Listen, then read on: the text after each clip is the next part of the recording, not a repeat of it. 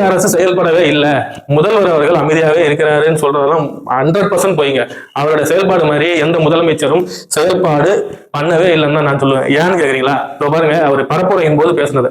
அரசு நிலத்தில் வீடு கட்டி வருடக்கணக்கில் சட்டப்பூர்வமான மின் இணைப்பு, வீட்டு வரி போன்ற ஆவணங்களுடன் ஆக்கிரமித்துள்ள அனைவருக்கும் பட்டா முறைப்படுத்துதல். அவர் என்ன சொன்னாரு?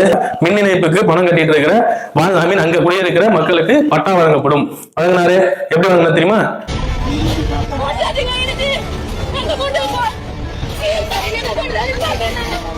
பூந்தமல்லியில 40 வருஷத்துக்கு மேல வாழ்ந்துட்டு இருக்காங்க. அவங்க ப்ராப்பரா அந்த EBI பில் எல்லாம் கட்டிட்டு தான் இருக்காங்க, நீர் வரி கட்டி எல்லாமே பண்ணிட்டு இருக்காங்க.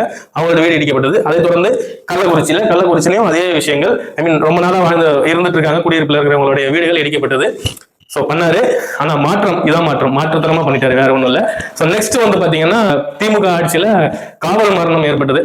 காவல் கஸ்டடியில, போலீஸ் கஸ்டடியில மரணம் ஏற்பட்டப்போ கருப்பு துணியெல்லாம் அழிஞ்சுக்கிட்டு ஒரு போயிட்டு போராட்டம்லாம் நடத்தினாரு. ஆமா, அந்த வார்த்தையை மறந்துட்டேன். சாரிமா, நடந்ததுக்கு சாரி, இது மட்டும் தான் உங்க சைட்ல இருந்து வரும்னு சொன்னாரு. அது கூட இன்னும் தாவேக தரப்புல முதல்வர் சைட்ல இருந்து வரவே இல்லை.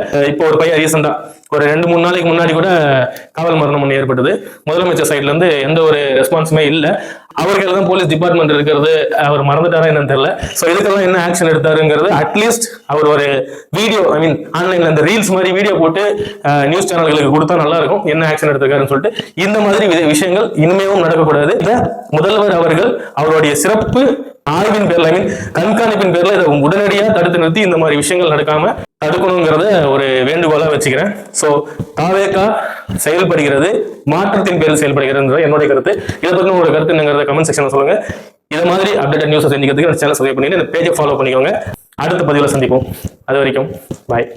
மாமா, எங்களுக்கு இந்த இடத்த விட்டா வேற இடம் இல்ல.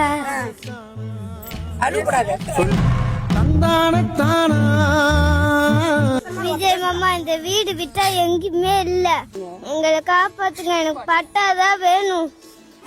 இந்த வீட்டை விட்டு நாங்க எங்க போக மாட்டோம். மலையில ராத்தி பிடிக்குது ராசா, என் மனதுக்கு